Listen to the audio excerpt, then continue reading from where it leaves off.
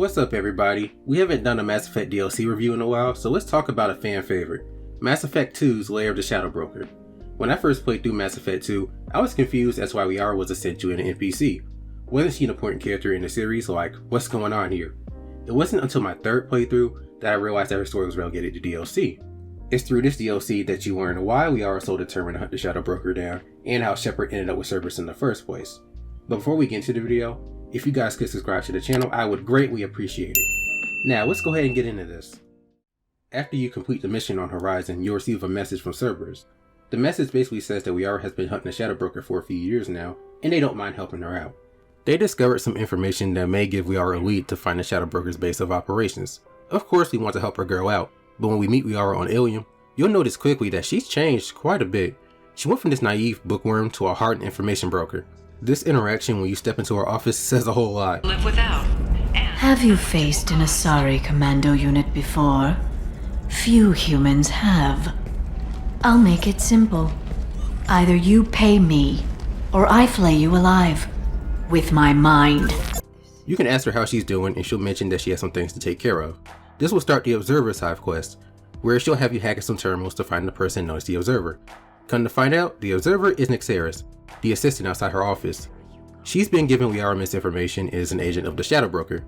When you go back to Liara's office, you'll notice that Nyxeris is no longer at her desk. Liara has already killed her and has disposed of her body. Damn! Liara is on demon time. I mean, she is not to be fucked with. But if you don't want to do all that walking around, you can come back and talk to her and start the Shadow Broker mission that way, but you'll miss out on some credits and experience. When you choose the Shadow Broker option, Shepard will disclose that he got some information on the Shadow Broker. This triggers the DLC and Liara will ask to look at the datapad. It plays a leak transmission between Shadow Broker operatives. There are some hints of a location and a drill named Farron.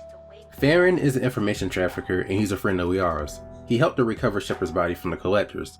Apparently the Shadow Broker was going to sell Shepard to the Collectors, which would also mean the Reapers.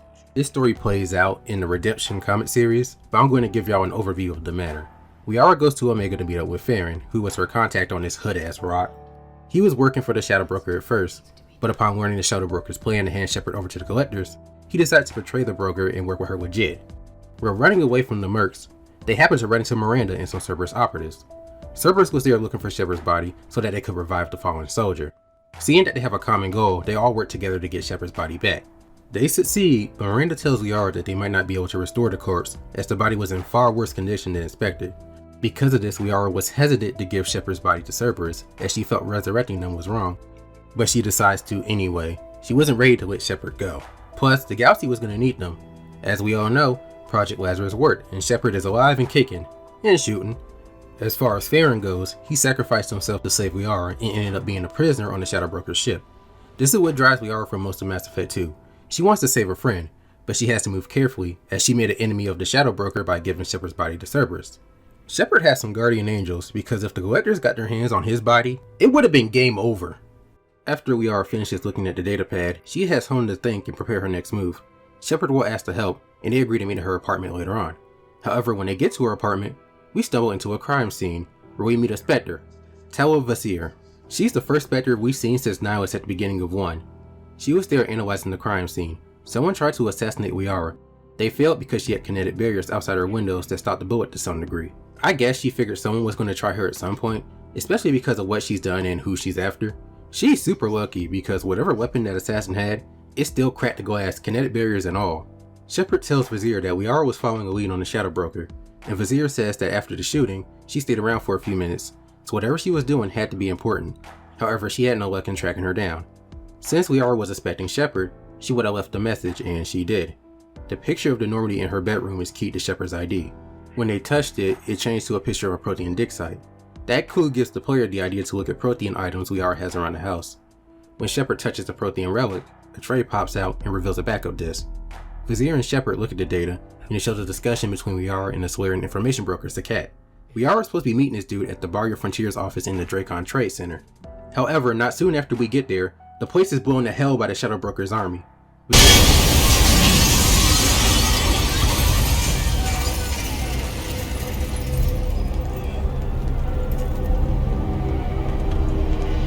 This could be a problem.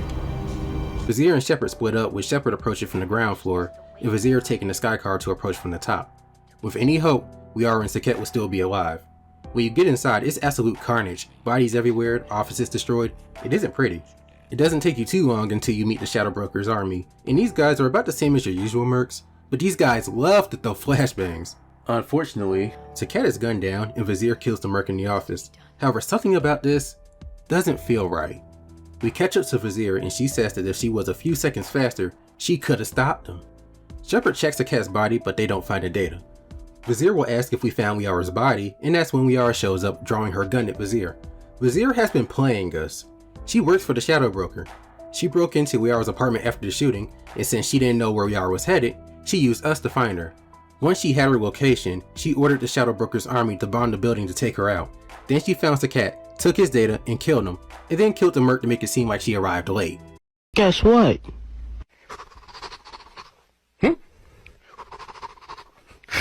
You're a bitch. After being exposed, Vizier creates a distraction and makes a break for it. Shepard tries to subdue her, but that doesn't go well. Liara is hot on her ass, but we can't join her right away. We have waves of mercs to fight. Seriously, one of these kill zones are about 7 waves long. At one point you're wondering, is this ever going to end? We catch up to Liara, who's having a shootout with Vizier, but Vizier escapes in her car, but the gang isn't going to give up that easy. They commandeer a taxi, and it's a skycar chase across Ilium. This is one of my favorite parts of the mission. The skycar controls well, and it's just awesome. It's the only time in the franchise where you can control something that truly flies, which is a shame. They should experiment with this in the next Mass Effect game. Also, it's at this point where Liara becomes part of your party, so you can only take one member of your original party. I usually bring Garrus. It just feels right to bring the game back together. The goal here is to chase Vizier through the streets, or shall I say the skies of Nos Astra, dodging incoming traffic and big ass trucks. I felt like I was in iRobot dodging that truck in the tunnel. You eventually catch up to her and cause her to crash to this resort called Azure. She escapes into the resort and the mercs will try to stop you, but nothing was going to keep us from kicking her blue ass. I like how the last transport just crashes into the building. I went to see if I could find some bodies, but there strangely were none. Now you can enter the resort and you'll notice that this isn't your typical resort. Azure has an exotic edge. The name Azure itself is Asari slang for Punani, so there's that. Asari has some freaks. Anyway, we catch up to Vizier and ooh, she's leaking bad. But knowing that she's cornered, she takes a hostage. You have different options for how you want to handle this, but I love choosing the bluff option because it sets up this awesome table spot. Liara smacks Vizier with it, and now Oh Girl's pissed. It's time for the first boss battle. Vizier isn't particularly hard, but she's annoying. Vizier knows Charge and Shockwave, and those two together makes this fight a test of patience. It's hard to get a read on her when she's dashing all over the place, and if you get hit by Shockwave, it'll knock you out of cover. Not to mention the mooks. They get sent in when she's off to recover. It's best to just stick and move and make use of your teammates. They're really helpful here. Once you defeat her and get the data, you can talk to her for a second. It's this conversation that really demonstrates the great morality that the Spectres have and what they'll do for the good of the galaxy. Vizier works with the Shadow Broker as their data has helped her save lives and keep the Citadel safe. I mean, yeah, that may be true, but you were about to assassinate Liara for him, and you did help kill dozens of people. She considered this an acceptable price, but I wouldn't want that on my conscience. You can't criticize her for this, but Vizier does throw it back at Shepard that they're with Cerberus, who have also done some horrible things. And she's not wrong, we've seen some of those things in the first game. In this sense, she's a foil to Shepard, Paragon Shepard anyway. And to be fair, what Vizier did is minor compared to what Shepard does later, although that was for a damn good reason. It's kind of a shame we had to kill her. We could have used her to fight the Reapers in Mass Effect 3. But anyway, after you kill her, you get Saket's data back and you'll have the chance to talk to Liara. You have the chance to get some Paragon points from your conversation with her. If you haven't noticed by this point, Liara is acting eerily similar to Garrus, but in this case it's a bit worse because innocent people got caught up in it. She's blinded by revenge and trying to rescue Farron, and she's making moves that she normally wouldn't do otherwise. If you're playing as a Paragon, you can call her out on some of the things she's saying and express your concern for her. You being there keeps her grounded, and that's what she really needs right now. If you romance her, you get a chance to see where y'all stand. It doesn't really go anywhere, she's too focused on the Shadow Broker, and she still needs some time to take in that you're back, but you gave her something to think about at least. But yeah, we got the data, now it's time to get the broker. You find the Shadow Broker's ship and it's flying in the middle of a storm. This planet is Hagoaz, and the weather here is wet. It's tidally locked, so one side is always hot and the other side is always cold. This creates constant storm systems, whenever the sun is rising or setting. The Shadow Broker uses this to their advantage by following the sunset, which makes their ship difficult to locate unless you know where to look. The goal is to get to the entrance hatch near the front of the ship. You'll be fighting the Shadow Broker's army again and some mechs. I hate fighting mechs, they're so dang accurate. But anyway, what's nice about this level is that you can use the ship to your advantage. Because we're in the middle of a storm, of course there's going to be lightning. This ship has huge lightning rods that helps with that problem, but there are capacitors that you can shoot to shock the enemies near them. It's great for when you want to disable some shields, or just thin out the enemy troops a bit. You eventually get to the entrance hatch, and Liara has a shunt program that's supposed to open the door, but this process will take some time, and the Shadow Broker isn't about to let you just waltz into his ship. So he's sending everything he can to stop you. You get some mooks, but you also get some drones. Make sure to take them out. The last thing you need is a rocket to the face. The banter that goes on during this fight is funny, especially when Liara mentions that the mercs will be more effective if they attacked all at once. Please don't give the mercs ideas. And guess what? They actually did. The next wave looks like a big one. You just had to give them tactical advice. But now there'll be fewer left to deal with inside. Keep dreaming, Sony. The shunt program eventually finishes hacking the door, and we can finally enter the Shadow Broker's ship. Fighting inside the ship is a change of pace as you go from fighting in the open to tight corridors. Just be patient and take out the larger threats first, especially those heavies. After getting through most of the mercs, you'll find a room where they're keeping Farron. A quick warning, watch out for the vanguard in front of the room, and make sure to get all the mercs before you go to the door. Some of them may still be down the hallway. Once you're done with them, you can get to Farron, and ooh, yeah, he's been going through it the last few years. He's been going through it. When Liara tries to run down and release him, it results in him receiving a painful shock instead. Farron is hooked up to a neural grounding rod, and the power feeding it is plugged into the Shadow Broker's info network. He explains that if he's pulled out now, his brain will cook, so the only way to release him is to defeat the Broker. And this is one of the best moments of the entire series. The reveal of the Shadow Broker. Guns pointed at him and all, he's still making threats to capture Shepard, and capture or kill whoever you brought with you. He's very arrogant, until Liara exposed his race and disrespected him a bit. The Shadow Broker, or his given name Keshlu, is a Yogg. I covered the history of the Yogg in the video shown here. You can click the card up top for the full story, but basically, the Yogg are a pre-spaceflight race who have been quarantined to their whole world Parnac for basically being too dangerous. However, the last Shadow Broker wanted one for study, and they found one willing to leave the planet, which is our boy here. Eventually, his violent nature made him a liability, so the last Broker wanted him eliminated. So, Keshlu killed the last Broker out of self-preservation and became the new Shadow Broker, and he's been in that seat ever since. But yeah, being exposed caused him to lose his shit, and he just wrecks your other squad mate when he throws his desk like, damn! After that display of rage, he'll try and attack you. He whips out the Revenant and starts spraying, but guess what? I got one too, bitch! After you get his health down to a certain point, he'll put a kinetic barrier up that's impervious to bullets, so you'll have to whack him instead. After that first cutscene, he'll brandish a shield, which makes him harder to hit, so you'll have to stick and move from here on out. He's mainly following Shepard, so keep circling the map and get into cover if you start getting hit. Once you get his health down again, he'll put the barrier back up and just like before, hit on to trigger the cutscene. This time, we get bodied, but Liara has a plan.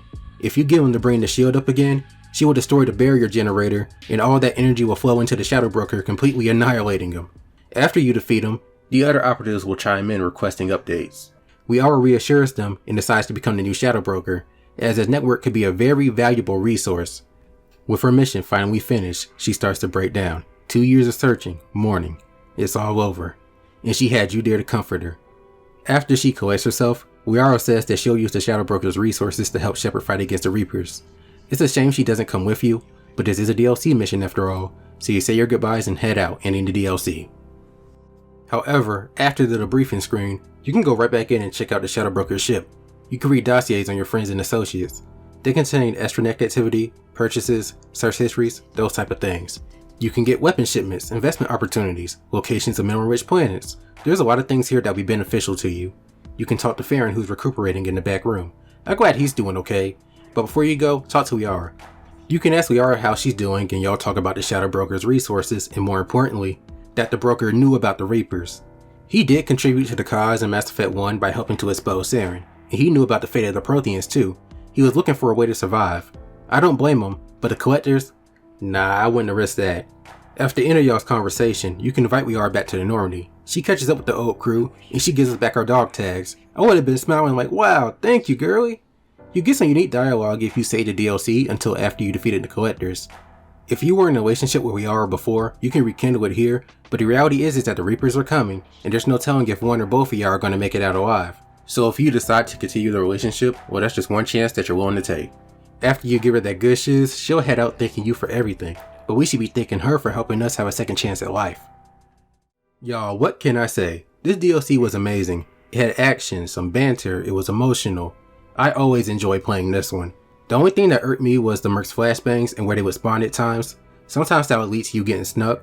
Liara flies pretty dang close to the dark side, but with some help from Shepard, she doesn't cross that horizon. She still has been heartened by what she's gone through, and she's gonna need that by the time Mass Effect 3 starts.